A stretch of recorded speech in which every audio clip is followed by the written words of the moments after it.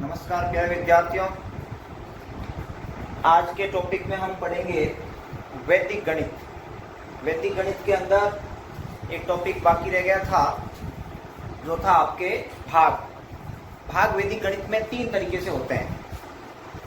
पहला तो है निखिलम सूत्र से, दूसरा है प्रावर्त्य योजित और तीसरा है सूत्र ध्वजांक द्वारा। इन तीनों के अंदर दो में कोई न कोई शर्त लागू है। निखिलम और प्रावर्त्य योजित के अंदर नियम और शर्तों के आधार पर ही हम भाग कर सकते हैं, जबकि ध्वजांक विधि है उसके अंदर कोई नियम शर्त नहीं, कैसा भी भाग हो हम ध्वजांक विधि से उस भाग को कर सकते हैं। ऐसा एक प्रश्न 10वीं कक्षा के अंदर भी 2 नंबर का प्रश्न आता है और विद्या भारती की जो 6ठी से 10वीं तक की किताबें हैं वैदिक गणित की, उसके अंदर भी इन भागों का जो ध्वजांक विधि है, सूत्र निखिलम है या प्रावर्त्य योजित है, इनके बारे में विस्तार से बताया गया है। तो आज हम भी इसी टॉपिक के ऊपर यानी निखिलम से, प्रावर्त्य योजित और ध्वजांक विधि से भाग किस प्रकार से और कर सकते हैं उसके बारे में विस्तृत चर्चा करेंगे। उससे पहले आप सभी विद्यार्थियों से एक बार पुनः आग्रह करता हूं कि जो मैंने वैदिक गणित के अंदर पढ़ाया है अभी तक, उनको एक बार पुनः वापस देखते हुए और इस वीडियो को देखेंगे तो आपको अवश्य ही वैदिक गणित के अंदर जो जो मैंने पढ़ाया है वो समझ में आएगा और अपने दिमाग में भी स्थायी रहेगा। और अगर किसी विद्यार्थी ने अभी तक भी अगर मेरे वीडियो को सब्सक्राइब नहीं किया है तो वो अवश्य ही सब्सक्राइब करें और सब्सक्राइब करने के पश्चात पास में एक बेल आइकन जो घंटी दिखाई देती है उसको ज़रूर दबाएं, ताकि जो मैं नया वीडियो डालता हूं तो बार बार मेरे को उस वीडियो को शेयर करने की आवश्यकता नहीं पड़े। आपको तुरंत वीडियो जैसे ही अपलोड होगा नोटिफिकेशन के रूप में आपको प्राप्त हो जाए, ऐसी सब विद्यार्थियों से अपेक्षा है। आप ज़्यादा से ज़्यादा मेरे चैनल को शेयर करो, लाइक करो, कमेंट करो, सब्सक्राइब करो, ताकि आगे से आगे जो ये जानकारी है वो पहुंच सके और आप लोगों को अभ्यास पुस्तिका के अंदर जितना ज़्यादा आप अभ्यास करेंगे अलग अलग तरह के एग्जाम्पल लेकर के, उतना ही आपको ज़्यादा समझ में आएगा। तो ये पहली प्रश्नावली है वैदिक गणित, जिसका ये लास्ट टॉपिक ही मानो एक है, वो आपके अनुप्रयोग वाला टॉपिक है। वो अनुप्रयोग आपको खुद को पहले एक बार पढ़ने पड़ेंगे और उसके पश्चात एक एक अनुप्रयोग के ऊपर हम विस्तार से चर्चा करेंगे। वो 1 नंबर का प्रश्न आता है। 3 नंबर का प्रश्न आज का ये होते ही आपके वैदिक गणित का भी हो जाएगा और 3 नंबर का प्रश्न की समांतर श्रेणी जो 5वां टॉपिक है वो भी आज हमने क्लियर कर दिया था। उसके अंदर केवल एक जो विविध प्रश्न वाला है उसके 10-15 प्रश्न है, वो एक बार आप अपने अभ्यास पुस्तिका में मिलाने का प्रयास करें, फिर मैं वापस करवाऊंगा। तो आपको जो प्रश्न समझ में नहीं आ रहा होगा वो यहाँ से आप देख करके अवश्य करेंगे, ऐसी आपसे अपेक्षा। अब हम शुरू करते हैं वैदिक गणित के अंदर भाग। पहला है आपके निखिलम।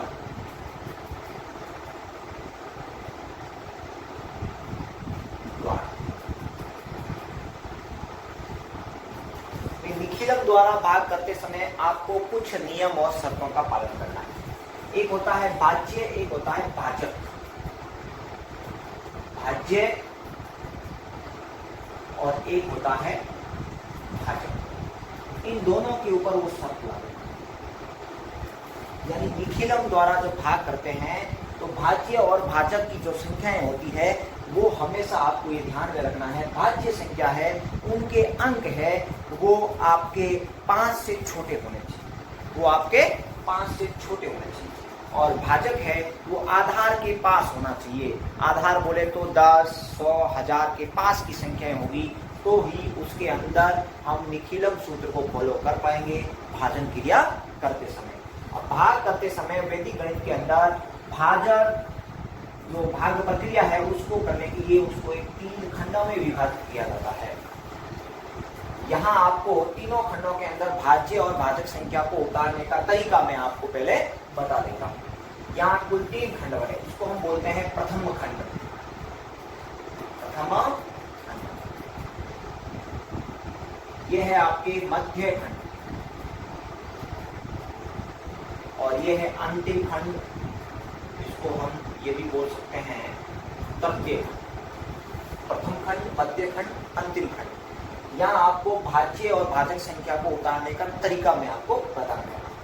यहाँ भाज्य संख्या के जब हम निखिलम और प्रावर्त्य योजित से करेंगे तो उस स्थिति के अंदर तो यहाँ जैसे मैं एक संख्या ले लेता हूँ 111,024 भाग 889, ये एक जैसे एग्जाम्पल है 111,024 भाग 889।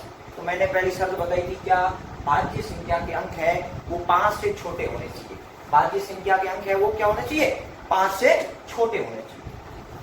और दूसरी भाजक संख्या है वो क्या है, आधार के पास होनी चाहिए। ये 889 है वो किसके पास है, 1000 के पास है, ऐसा प्रयास है।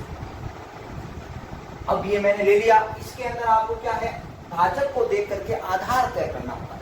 जैसे भाजक क्या है आपके 889 है, इसको देख करके और आधार यानी किसके पास है, 1000 के, यानी भाजक को देख करके हमने आधार लिखा क्या, 1000। अब ये है भाजक, भाजक कितना है यहाँ, भाजक है आपके 889, भाजक हो गया 889। भाजक के अंदर 3 अंक है, आधार में आए आपके कितने शून्य, 3। आधार में जितने शून्य होते हैं, आधार में जितने शून्य होते हैं उतने अंक है वो भाज्य संख्या के तृतीय खंड में रखने। ये है नियम। आपको ये निखिलम और प्रावर्त्य योजित के नियम बता रहा हूं। जो आपके ध्वजांक विधि होगी उसके कुछ अलग नियम होंगे, जिसके अंदर कोई शर्त लागू नहीं होगी, इसलिए उसके नियम अलग है। निखिलम और प्रावर्त्य योजित से भाग करने के ये जो मैं बता रहा हूं ये नियम है। यानी सबसे पहले भाजक लिखना, भाजक को देख करके आपको क्या, आधार लिखना, यानी भाजक किसके पास है, 100 के पास है, 1000 के पास है या 10 के पास है। और उसमें आधार में जितने शून्य होते हैं भाज्य संख्या के उतने अंक तृतीय खंड यानी अंतिम खंड में रहते हैं, और शेष सारे अंक इकाई और से जो बचते हैं वो मध्य खंड में आएंगे। जैसे यहां मैं लिखूं तो ये है आपके अंतिम खंड, जिसके अंदर तो मैं लिख दूंगा क्या, 034, यानी इकाई और से 1 2 3 अंक मैंने यहां उतार दिए, और जो शेष बच जाते हैं 111 ये मैंने मध्य खंड में उतार दिया। यहां तक बात समझ में आ रही है।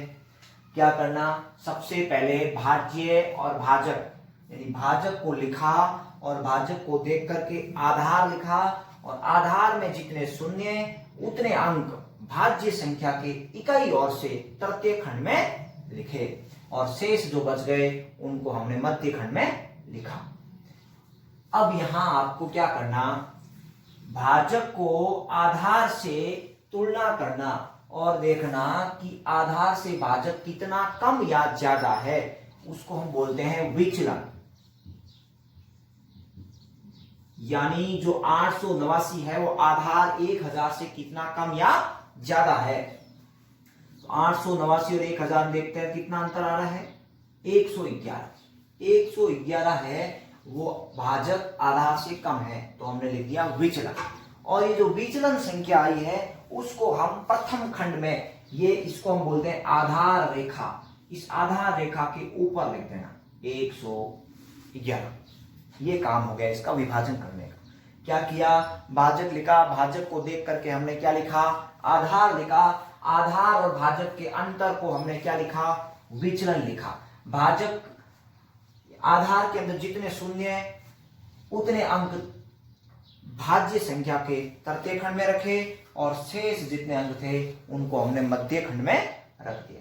ये तो है आपका निखिलम और प्रावर्त्य योजित के भाग करने से पहले का तरीका, यानी इसके अंदर कैसे रखा जाता है। ये जो हमने पार्ट बनाए हैं 3 अलग प्रकार, 3 अलग अलग तरीके के, इसके अंदर प्रथम द्वितीय और तृतीय खंड में अंकों को कैसे लिखना वो हमने यहाँ सीखा। अब आपको क्या करना है, भाग शुरू करना, यानी जो मध्य खंड में अंतिम अंक पड़ा है उसको सीधा आधार रेखा के नीचे यहां लिखना। ये जो मध्य खंड के आधार रेखा के नीचे का भाग है, इसको हम जो यहाँ अंक आएंगे उसको बोलेंगे भागफल। क्या बोलेंगे? भागफल। और जो तृतीय खंड है उसके आधार रेखा के नीचे जो अंक आएंगे उसको हम बोलेंगे शेषफल। क्या बोलेंगे? शेषफल। तो ये तरीका, एक का एक सीधा उतारना, यानी एक आधार रेखा से नीचे आते ही ये अंक हो गया किसका? भागफल का। इस एक को, जो यहाँ अंक आता है, इस एक को विचलन की जो संख्या है उससे गुणा करना। एक को 111 से गुणा किया होता है 111, तो जो अंक हमने नीचे उतारा उसके पास वाले अंक से इसको लिखना शुरू करना। एक यहां कोई अंक नहीं है तो जो 111 एक अंक बच जाता है वो तृतीय खंड में यहां उतर जाएगा। एक ऐसा कैसा काम, जैसा एक को हमने नीचे उतारा है लिखा है, वैसे ही यहाँ दो अंक है, इनको जोड़ करके नीचे लाना। एक और एक कितना हो गया? 2। इस 2 को 111 से फिर गुणा करना और जोड़ वाले के पास वाले अंक के नीचे से लिखना।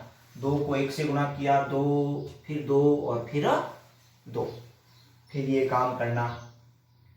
1 1 2 और 2 कितने हुए? 4। 4 को 111 से गुणा करते हैं तो 424।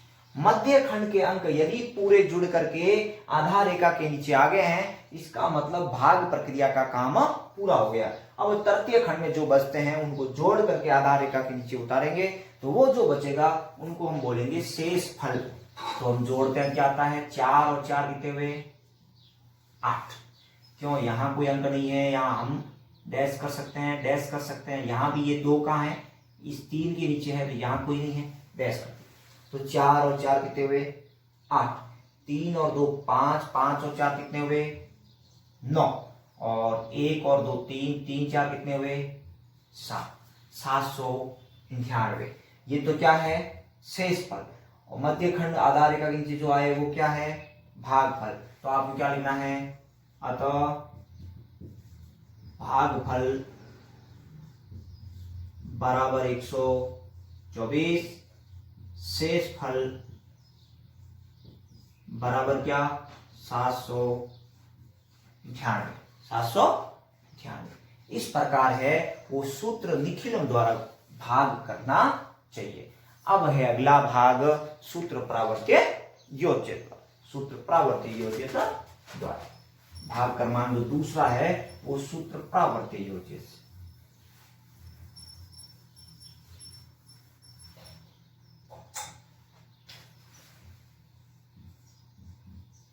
सूत्र प्रावर्त्य योज्य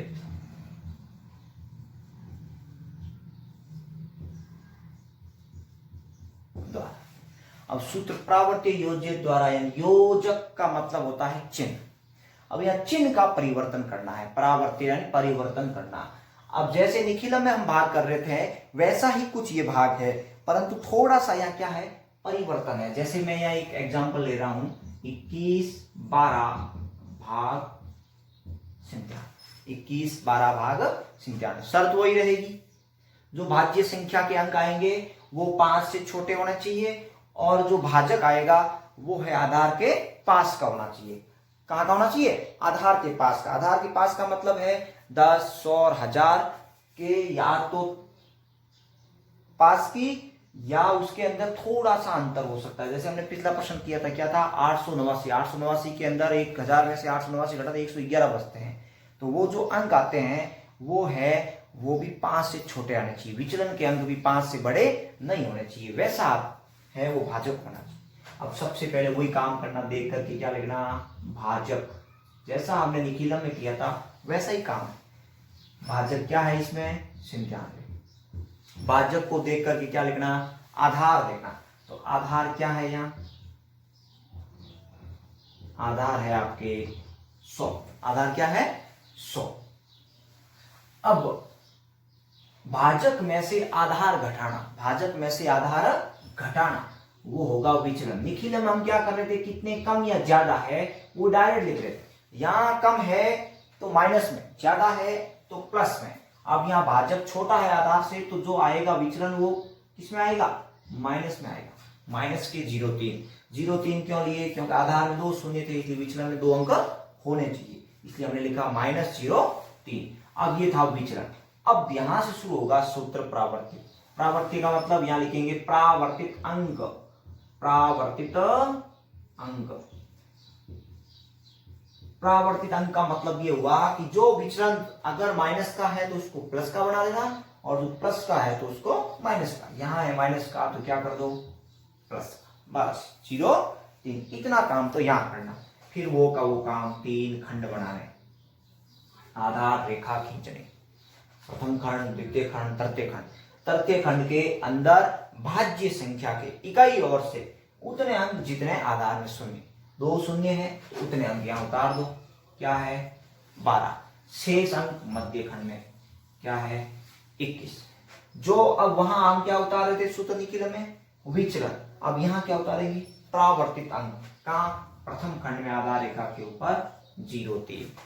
यहाँ 0 3 उतारना बहुत जरूरी है। 0 3 नहीं उतारेंगे तो हमारा प्रश्न गलत हो जाएगा। कब होगा, जब जोड़ करके हम गुणा करेंगे उस समय गड़बड़ हो जाएगा, नहीं तो कोई गड़बड़ नहीं, अभी तो यहाँ चल जाएगा, पर बाद में जब हम गुणा करके लिखेंगे उस समय गड़बड़ हो जाएगा। जहां 0 उतरना है वहां 3 उतर जाएगा, फिर गड़बड़ हो जाएगा।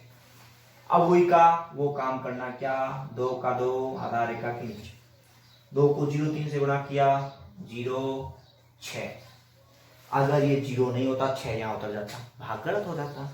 1 और 0 1, 1 को 0 3 से गुणा किया 0 3, जोड़ दो 2 और 3 5, 1 और 6 7, 21 75। ये तो क्या है भागफल, ये क्या है शेष, क्या है शेष फल। तो आपको क्या लिखना, अतः भागफल, अतः भागफल बराबर 21 शेष फल बराबर है आपके 75। शेष फल हो गए 75। ये इस प्रकार आपको क्या करना है, सूत्र प्रावर्ती योज्य से भाग करने हैं। अब ये तो था सूत्र निखिलम और प्रावर्ती योज्य द्वारा भाग। एक भाग और बचता है, कौन सा, ध्वजांक विधि द्वारा। उसके अंदर कोई नियम शर्तें कुछ नहीं है। अगला जो प्रश्न है वो है आपका ध्वजांक विधि से भाग। ध्वजांक विधि, ध्वजांक विधि सूत्र निखिलम और प्रावर्ती योज्य से थोड़ी अलग है। सूत्र निखिलम और प्रावर्ती योजित में क्या था, नियम और शर्तें थी। नियम और शर्तों के आधार पर ही हम कोई भाग कर पा रहे थे, परंतु ध्वजांक विधि के अंदर क्या है, किसी भी प्रकार का भाग है वो हम वैदिक विधि के द्वारा कर सकते हैं। सामान्य गणित के अंदर जैसे हम भाग करते हैं उसके अनुसार ही ध्वजांक विधि द्वारा वैदिक गणित के अंदर कोई भी प्रकार का भाग कर सकते हैं। जबकि सूत्र निखिलम और प्रावर्ती योजित में क्या था, भाज्य संख्याएं और भाजक संख्याओं के ऊपर कुछ शर्तें लागू थी। शर्तों के आधार पर ही वो हम उस विधि से भाग कर पा रहे थे, परंतु सूत्र ध्वजांक विधि है उसके अंदर ऐसा नहीं। तो इसके अंदर क्या दे रखा है, 59 28 37 के अंदर भाग दिया गया है 119। तो सबसे पहले वही काम करना, भाजक लिखना। भाजक क्या है 119। भाजक को देख करके और आपको सबसे पहले लिखना ध्वजांक, यानी भाजक संख्या का इकाई अंक है उसको ध्वजांक मानना हमेशा। इकाई अंक क्या है 9, ये हो गया आपके ध्वजांक। फिर होता है आपके मुख्यांक, यानी शेष जो अंक बच जाते हैं वो मुख्यांक है। 9 तो ध्वजांक हो गया, शेष क्या बचता है 11। ये 11 क्या है मुख्यांक। इतना काम यहाँ करना। निखिलम और प्रावर्ती योजित के अंदर आधार लिखना पड़ रहा था, विचलन लिखना पड़ रहा था। यहाँ विचलन और आधार ऐसा कुछ नहीं, केवल भाजक संख्या को ध्वजांक और मुख्यांक के रूप में विभाजन करना। उसके बाद वही 3 खंड बनाने। भाज्य संख्या के इकाई ओर से उतने अंक तृतीय खंड में उतारने जितने ध्वजांक में अंक है। एक अंक है तो यहाँ इकाई अंक से 7 इधर उतार दिया, शेष सारे मध्य खंड में 3 8 2 9 और 5। फिर क्या करना, ये भाज्य संख्या उतर गई। अब प्रथम खंड में आधार रेखा के ऊपर तो क्या मुख्यांक उतारना और तिरछा ऊपर जो भाज्य संख्या उतरी उसके सीध में तौजांक अंक उतार देना। ये है आपके मुख्यांक। क्या है? मुख्यांक। और ये है आपके तौजांक। ये हमने आप क्या कर दिया, इस जो 3 खंड बने हैं इसके अंदर तौजांक, मुख्यांक और भाज्य संख्या को स्थापित कर दिया। अब उतरेंगे संकेत, क्योंकि जो सूत्र निखिलम और परावर्ती योजना से जो भाग कर रहे थे उसके अंदर हम सीधा ही मध्य खंड के अंक को डायरेक्ट नीचे उतार रहे थे और फिर जो विचलन था उनसे गुणा करके और डायरेक्ट जोड़ करके उत्तर लिख रहे थे। परंतु इसके अंदर सामान्य गणित की भांति क्या है, भाग देना पड़ेगा। भाग देने के पश्चात शेषफल ज्ञात करना। शेषफल करने के बाद आपको नया भाज्य, फिर वापस संकेत बाई संकेत चलना होता है। इसलिए यहाँ मैं संकेत लिखूंगा, संकेत क्रमांक पहला। एक संकेत के अंदर कुल 4 काम होंगे। सबसे पहले भागफल, फिर शेषफल, फिर नया भाज्य और फिर अंत में होता है संशोधित भाज्य। 4 काम एक संकेत के अंदर करना और 4 काम होते ही अगला नया संकेत स्टार्ट करना। अब जैसे सामान्य गणित में भाग देते हैं, अंतिम संख्या के अंदर हम भाग देते हैं, वैसे ही यहाँ क्या करना है, अंतिम संख्या या 5 के अंदर 11 का भाग नहीं जाता तो फिर 11 का भाग किस में देंगे, 59 के अंदर तो देना। देखो 5 के अंदर नहीं जा रहा है, इसलिए 59 के अंदर भाग किसका लेना, मुख्यांक का, ध्रुवांक का नहीं देना। किसका लेना, मुख्यांक का। मुख्यांक 11 का भाग, 11 का भाग देखो 59 के अंदर कितनी बार जा रहा है, 11 पंजे 55 यानी 5 बार जा रहा है। यहाँ मैंने बाकी वो का वो काम करना 11 का भाग 59 में कितनी बार गया, 5 बार।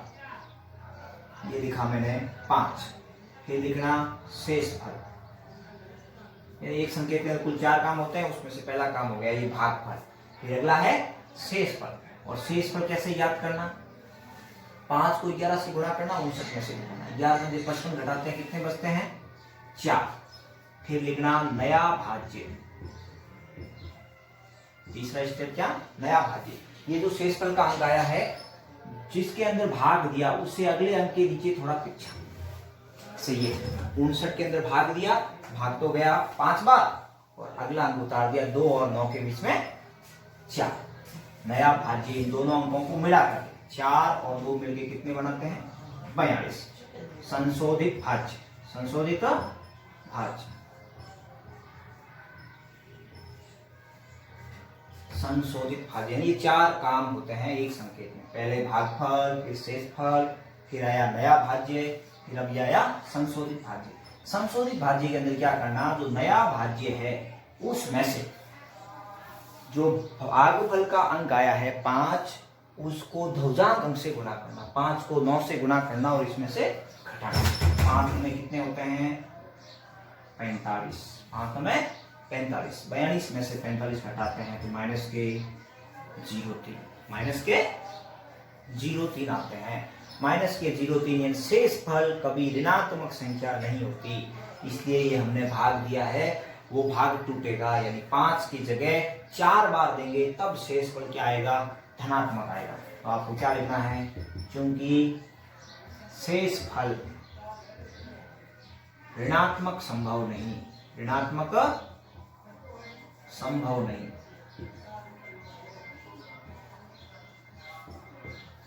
इसलिए भागफल में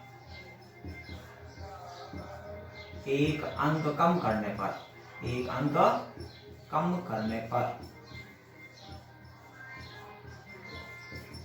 यानी ये संकेत वापस 2 नंबर लगा करके और 59 के अंदर जो भाग है वो 11 का ही देना। परंतु भाग जो हमने 5 बार दिया था उसके स्थान पर क्या कर देना, 4 बार कर देना।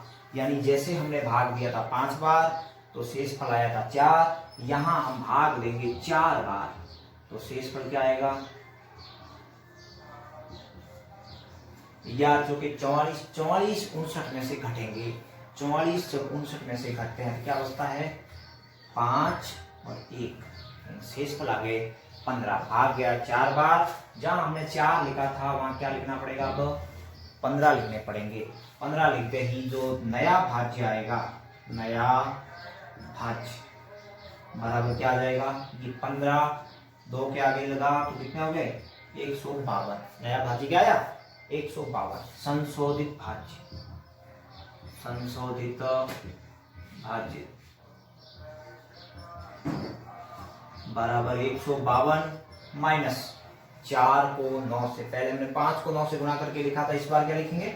4 को 9 से, कितने हुए? 4 9 36, वही 12 में से 6 गया 6 और 14 में से 3 गया 11, 116 बच गया।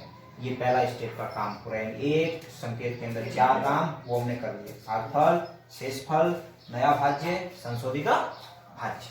अगला संकेत क्रमांक 3, जो संशोधित भाज्य आया है उसको संकेत क्रमांक 3 में शुरू में लिखना और उसके अंदर भाग देना किसका?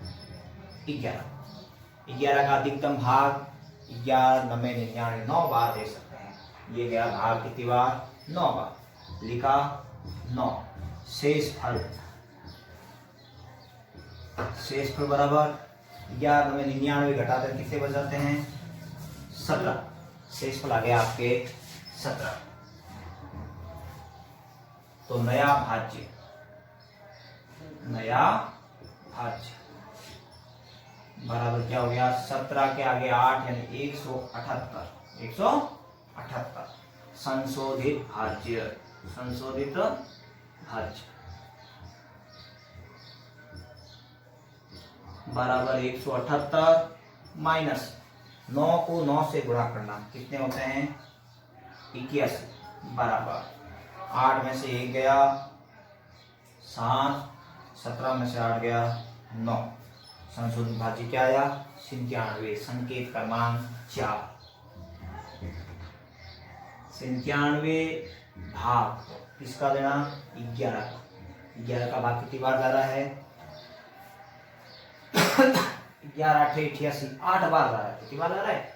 8। ये दिया मैंने 8 बार। शेषफल, शेषफल बराबर 8 भी 11 से 88 घटाते हैं तो कितने बचते हैं? 9। ये 9 मैं कहाँ उतारूंगा? यहाँ 3 के नीचे थोड़ा तिरछा, तो ये आ गया नया भाज्य। नया भाज्य बराबर कितना? 9 और 3 मिलकर के कितने बना रहे हैं? 93। नया भाज्य हो गया 93। संशोधित भाज्य, संशोधित भाज्य, संशोधित भाज्य बराबर 93 माइनस 8 को 9 से गुणा करते हैं, कितने होते हैं? 8 9 72, 8 9 72। कितने बचे? 3 में से 2 गया 1, 9 में से 7 गया 2। संकेत क्रमांक 5, 21 भाग 11, भाग कितनी बार जा रहा है? 1 बार। कितनी बार गया? 1 बार। शेषफल 11 को 1 से गुणा किया, 21 में से घटाया, शेषफल आ गया 10। नया भाज्य, नया भाज्य ये 10 यहाँ उतारा, नया भाज्य क्या हो गया? आपके 107। अब क्या करना है? यहाँ हर बार हम क्या कर रहे थे? संशोधित भाज्य लिख रहे थे। जब तक शेषफल के अंक तृतीय खंड में, मध्य खंड में उतर रहे थे तब तक हम क्या लिख रहे थे? संशोधित भाज्य। शेषफल का अंक तृतीय खंड में प्रवेश कर गया है। जब शेषफल का अंक तृतीय खंड में प्रवेश कर जाए तो संशोधित भाज्य के स्थान पर लिखना अंतिम शेषफल। क्या लिखना? अंतिम शेषफल। अंतिम शेषफल बराबर 107 माइनस 1 को 9 से गुणा करो 9, कितना है? 17 में से 9 गया 8, यानी 107 में से 9 घटाते हैं तो 98 बचते हैं। शेषफल क्या गए? 98। ये 98 आपको यहाँ भी उतार देना। तो जो प्रथम खंड, जो मध्य खंड में आधार रेखा के नीचे आया है वो तो है भागफल, और जो अंतिम खंड के आधार रेखा के नीचे आया है वो क्या है? शेषफल। ये शेषफल, ये भाग। इस प्रकार से आपको वैदिक गणित के अंदर ध्रुजांक विधि से भाग करना चाहिए। ऐसे विभिन्न प्रकार के आप कैसा भी भाग जो दिखता है वो आप इस विधि से बार बार अपने अभ्यास पुस्तिका में अनेक उदाहरण देकर के प्रयास करेंगे तो अवश्य ही आपको ध्रुजांक विधि द्वारा भाग है वो समझ में आएगा। ध्रुजांक विधि से भाग करने के लिए आपको बार बार अभ्यास करना पड़ेगा, क्योंकि इसके अंदर अगर स्टेप बाय स्टेप नहीं चलते हैं तो कहीं ना कहीं गलती हो ही जाती है। इसलिए अगर आप बार बार प्रयास करेंगे, बार बार प्रैक्टिस करेंगे, अभ्यास करेंगे अपने अभ्यास पुस्तिका में अलग अलग प्रकार के उदाहरणों के साथ, तो अवश्य ही आपके दिमाग में ये चीज़ स्थायी होगी और आपके गणित के अंदर चाहे कोई भी हम प्रश्न हल कर रहे हैं जिसके अंदर भाग की आवश्यकता होगी, वैसे आप सामान्य विधि से जैसे भाग करते हैं वैसे ही बहुत ज़्यादा पीठ दिखता है, परंतु भाग करते समय आप स्टेप बाय स्टेप चलते हैं तो एक आनंद की अनुभूति, एक ध्वजांक विधि से भाग करते हैं ऐसा लगता है कि हमने बहुत कुछ सीख लिया, ऐसा महसूस होता है। कि अपने अंदर के गौरव को जगाने के लिए इस प्रकार के भाग को अगर आप बार बार प्रैक्टिस करेंगे, प्रयास करेंगे, तो अवश्य आपको समझ में आएगा। और ये आपका लास्ट चैप्टर था वैदिक गणित के अंदर, ध्वजांक विधि से भाग। एक अनुप्रयोगों वाला चैप्टर बचता है, वो आप एक बार सारे अनुप्रयोग आप खुद पढ़ना, उसके पश्चात एक एक अनुप्रयोग के ऊपर मैं विस्तार से चर्चा करूंगा। आज के कालांश में बस इतना ही। धन्यवाद।